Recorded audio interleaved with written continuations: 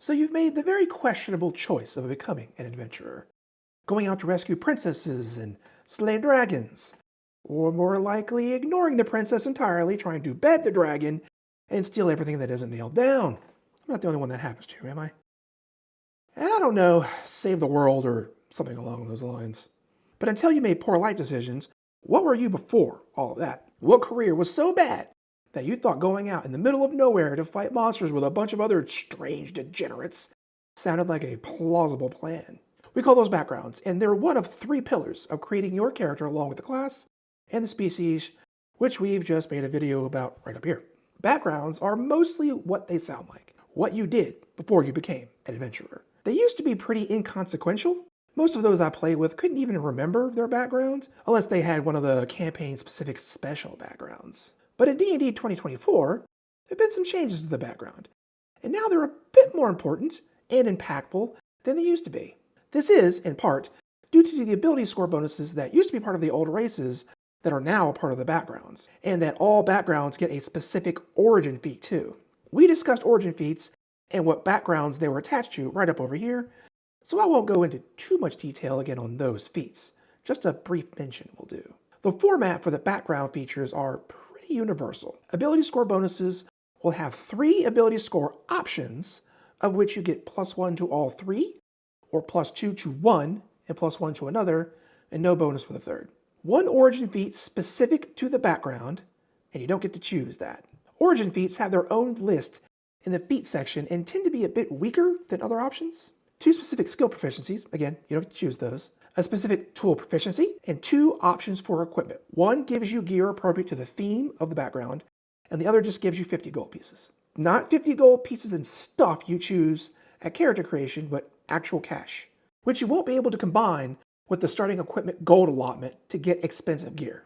So, let's get into it. The Acolyte essentially means you grew up and or served at a temple or church, typically for religious purposes and prayer. But you can flavor this however you want. I personally prefer a Shaolin-style temple for aesthetic monks. Ability score bonuses to intelligence, wisdom, and or charisma.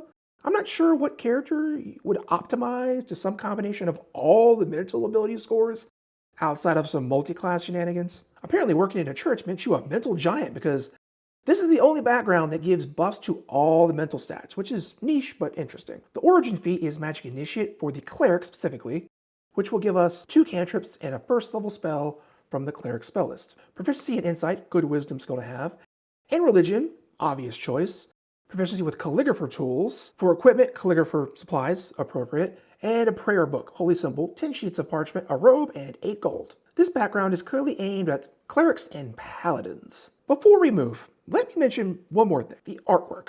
It's not something I usually focus on in these lists, but the art here is quite unique in its presentation.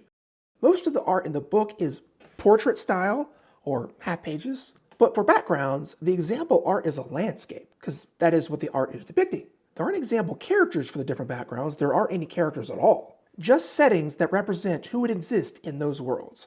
For the Acolyte, a temple, of course. The Charlatan, a circus. The Sage, a gigantic orrery. And the color choices, gold and white for the Acolyte, pastels for the noble. Very well done. The Artisan is the guy who makes stuff. Strength, dexterity, intelligence for ability score bonuses. The Crafter feat, which lets you make things faster and cheaper, along with even more tool proficiencies. The Investigation and Persuasion skills, which are a strange pairing. Proficiency with a set of artisan tools. For equipment, said artisan tools. 2 pouches, traveler's clothes, and 32 gold, which is actually the most gold you can start with outside of choosing no equipment and getting the straight 50 gold pieces. I think a lot of wizards, arcane tricksters, and eldritch knights, and when it becomes available, the artificer, will love to have. The Charlatan pretends to be what they are not. They get bonuses to dexterity, constitution, and charisma. They get the skilled feat, which several of the backgrounds get as well. This gives 3 extra skill proficiencies. They get deception and sleight of hand, so very tricksy. The forgery kit, and for equipment, said forgery kit, several outfits, costume and fine clothes, and 15 gold. With those ability scores, I think bards and sorcerers will love this, probably warlocks too. And the skills and tools, a rogue who wants to lean a little more into the face of the party will do well here. The criminal is essentially where all adventurers end up, so why not just cut to the chase? Dexterity, constitution, and intelligence for ability score bonuses. The alert feat, which gives bonuses to initiative and allow initiative swapping. Sleight of hand and stealth for skills, very appropriate, and thieves' tools. For equipment, thieves' tools, as mentioned, 2 daggers, a crowbar for safe cracking, 2 pouches, traveler's clothes, and 16 gold. This one would be good for rangers and wizards, oddly enough. But the class that you would think most fit into the criminal background, the rogue, doesn't work very well because they already have proficiency with thieves' tools. But if you want to have roguish qualities without actually being one, this is for you. Entertainer basically has Bard written all over it. Strength, dexterity, and charisma for bonuses. I thought strength was odd, but I guess gymnasts and acrobats need to have pretty good physique. They get the musician's feat, which is one of my favorite new feats, with more musical instrument proficiencies, along with being able to give heroic inspiration to others. And of course, we get more musical instrument proficiencies, along with the acrobatics and performance skills. For equipment, a musical instrument, 2 costumes, a mirror, some perfume, traveler's clothes, and 11 gold. Good for the bard, but also for someone who wants to be kind of a bard light. Musician feat really helps give the feeling of a troubadour. The farmer is finally an actual option. It's not like medieval populations weren't 80 to 90% farming. Strength, constitution, and wisdom. They get the tough feat, which gives extra hit points, carpenter's tools, and animal handling and athletic skills. I guess animal handling is for animal husbandry, I guess. For equipment, carpenter's tools, a sickle, a healer's kit, an iron pot, a shovel, and any good gamer knows how important a shovel is for digging up loot. Traveler's clothes, and 30 gold. That's a lot of money for a farmer. Fighters, barbarians, clerics, druids. This is a very versatile background. But if you decide to play a human who gets an extra origin feat, the healer feat would be a good choice.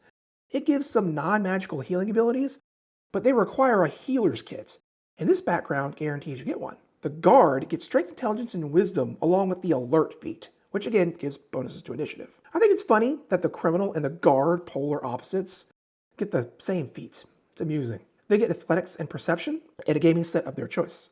For equipment, they get a gaming set, a spear, a light crossbow with 20 bolts and a quiver, manacles, a hooded lantern, traveler's clothes, and 12 gold. That seems like a lot of stuff.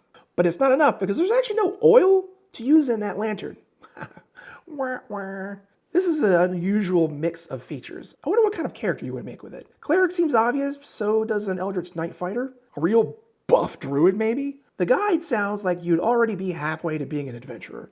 Dexterity, constitution, and wisdom for ability score bonuses. Magic initiate specifically for the druid, so you'd make your spell selections from the druid list. Stealth and survival for skills, very on point. Cartographer's tools, and for equipment, said tools, short bow, 20 arrows and quiver, bedroll, tent, traveler's clothes, and 3 gold.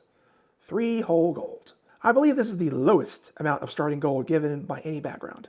Well, that sucks. I guess being a guide doesn't pay very well. I think a lot of characters would benefit here. The ranger in particular could use that magic augmentation, and they don't get cantrips naturally anyway, so they'd love this. Druids and clerics are obvious. Strangely enough, rogues and monks might actually benefit more with those ability score boosts and that extra magic. It's an interesting combination. On to another very similar background, the Hermit. We go from helping people move through the woods to living alone in them. Constitution, wisdom, and charisma are the ability score bonuses. I have absolutely no idea how you rationalize a hermit, who by definition isn't around people, having a bonus to charisma. I don't get it, but there it is. The healer feat, which we've already talked about, as well as proficiency with the herbalism kit, definitely lends towards a healing-focused character. Remember, you can craft healing potions with the herbalism kit. Medicine and religion for skills, again, more of a healing focus. And for equipment, an herbalism kit, a quarterstaff, a bedroll, a book about philosophy. Guess you gotta do something with all that alone time. A lamp, and 3 flasks of oil, traveler's clothes, and 16 gold. Interestingly, there's no healer's kit here, which is necessary for some of the functions of the healer feat. Seems like a bit of an oversight. The constitution and charisma bonuses would work great for the sorcerer and warlock, maybe even paladins and bards. Druids and clerics would love that wisdom bonus, and the healing focus could really come in handy for the party as a whole. The merchant doesn't create goods like the artisan, but just sells them. Constitution, intelligence, and charisma for bonuses. They get the lucky feat, which is super popular with it letting you reroll some d20s. Animal handling and persuasion for skills. I guess you need animal handling to drive those oxen pulling your shop cart. Navigator's tools, and for equipment, the navigator's tools, 2 pouches, traveler's clothes, and 22 gold. And if that doesn't sound like a lot, you'd be right, because apparently navigator's tools are very expensive. Clerics, druids, and rangers would love that wisdom bonus, and sorcerers, bards, and warlocks would love the charisma bonus. Honestly, every class wants a high constitution, so any background that gives it has a bit of a leg up. The noble is for those hoity-toity snooty players. Strength, intelligence, and charisma for ability scores. The skilled feat for 3 extra skills. History and persuasion 4 skills. Seems like they're going for a well-educated, groomed individual, which does sound like a noble. And a gaming set for some reason. I guess nobles sit around and play chess all day. For equipment, the gaming set, some perfume, fine clothes, and 29 gold. Though I can see an Eldritch Knight fighter and artificers liking this, I really think this background is mostly for the paladin. The anointed knight, if you will. Other than the entertainer, it's the only background that gives both strength and charisma. The sage is a wizard with less steps. Constitution, intelligence, and wisdom are their ability score bonuses. I'm not sure why being a nerd in a library gives you a high constitution, but whatever. Magic Initiate for the wizard is their feat, so some extra spells from the wizard list would be nice. Arcana and history for skills. Calligrapher supplies, so fancy writing. For equipment, calligrapher supplies, a quarterstaff, a history book, 8 sheets of parchment, a robe, and 8 gold pieces. Wisdom-focused characters like clerics, druids, and monks would like this, but let's be honest, this is purpose-built for the wizard, the nerd of nerds. Now, if you want to play as a Captain Jack Sparrow, that's got to be the best pirate I've ever seen. So it would seem. The sailor background is for you. Strength, dexterity, and wisdom are the bonuses, and let me tell you that last one does not seem to fit. Charismatic characters? Maybe, but not wise. Or am I thinking too much of a pirate? They get the Tavern Brawler feat, which gives bonuses to the unarmed attacks and lets you push enemies around. This feat gives a lot, and I think it's a good backup ability in case you find yourself disarmed. Acrobatics and perception, rigging those lines and manning the crow's nests are important. And Navigator's tools, which with equipment including those tools, as well as a dagger, a rope, traveler's clothes, and 20 gold. There are a couple of classes that would benefit here. I think Fighter and Barbarian, along with any of the Wisdom casters. But my favorite would be a monk, because who doesn't want to see a drunk, butt-kicking monk with a pirate arg? The Scribe is slightly different than the Sage. Dexterity, intelligence, and wisdom for ability scores. The skilled feat for more skills. Investigation and perception for actual skills. Calligrapher supplies for tools, and for equipment, those tools. Fine clothes, a lamp, plus 3 flasks of oil, 12 sheets of parchment, and 23 gold. Again, this seems very much geared towards the wizard, but I actually think rangers, and especially monks, can make good use of this. The soldier will probably be the go-to for most martial characters. Strength and dexterity and constitution for bonuses. I think this is the only background whose ability score bonuses are only from the physical and none from the mental. Savage Attacker as a feat, which essentially gives you advantage on your damage rolls. Athletics and intimidation for skills. A gaming set, and for equipment, the gaming set, a spear, a short bow with 20 arrows and a quiver, a healer's kit, traveler's clothes, and 14 gold. Fighters and barbarians are going to love this. I'm playing a barbarian right now who's using it, and I quite like it. This is going to be the go-to for those who are focusing on their butt-kicker skills. And finally, the Wayfarer is the new name for the urchin background. Essentially a street kid. Don't know why they changed it to this, but okay. Dexterity, wisdom, and charisma are the bonuses for ability scores. The lucky feat for rerolls, insight and stealth for skills, and thieves tools. For equipment, those thieves tools, 2 daggers, a gaming set that you don't know how to use, a bedroll, 2 pouches, traveler's clothes, and 16 gold. This is also a way to play a kind of rogue without actually playing a rogue. Bards and rangers would really benefit to expand their own combat skills with these skills and tools. So that is all the current backgrounds. Now, here's a question. Which is better, taking the bespoke equipment list that comes with stuff and a little gold, or just taking the gold? Does the bespoke equipment cost equal to that of the 50 gold payout? The answer to the last question is mostly, with exceptions. The artisan background gives you an artisan tool set of your choice. The other backgrounds that give tools give you a specific one, and the cost of that tool is factored in to what leftover gold there is along with the other equipment. But the artisan can pick any they want, and the cost of artisan tools can vary wildly, from 1 gold piece to 50. The background seems to pick a middle ground and assume you get one that costs 15. So if you pick weaver's tools that only cost a gold, you're getting screwed. Cartographer's tools that has you at about average, and tinker's tools are one of the most expensive, so you're doing pretty well. So choose wisely. Any background that gives a gaming set is similar, if not nearly as swingy in price. The gaming sets only range from about a silver piece to a gold piece, and all the backgrounds assume you take the expensive one. But the difference in cost is pretty negligible, so I don't think it's really worth worrying about. Now, as for taking the payout of 50 gold over the bespoke list, consider this. As mentioned before, the 50 gold is not 50 gold that you can just immediately go purchase whatever equipment you want with it. No, the gold is what you take into the game, and where you start might not give you the opportunity to buy the equipment you need for some time. You might lose that gold. It might get stolen. Things happen. But you can probably talk your DM into just buying whatever you want if they're willing. Personally, I think if you're new or an inexperienced player, Just take the equipment, you'll find a use for it, I promise. You'd be surprised how often having something as insignificant as a piece of paper can save the day. And it's just more fun. More experienced players will be better at looking at the equipment list and weighing which will be useful and which are not. I found some of the weapons from the soldier background to be pretty unnecessary from our barbarian, so he just took the 50 gold. He's the minimalist, okay? But what choice would you make? And what's your reasoning behind it? Tell me in the comments below. And while you're down there, be sure to subscribe, ring the bell, and smash that like button. And we'll see you next time on Roleplay Culture.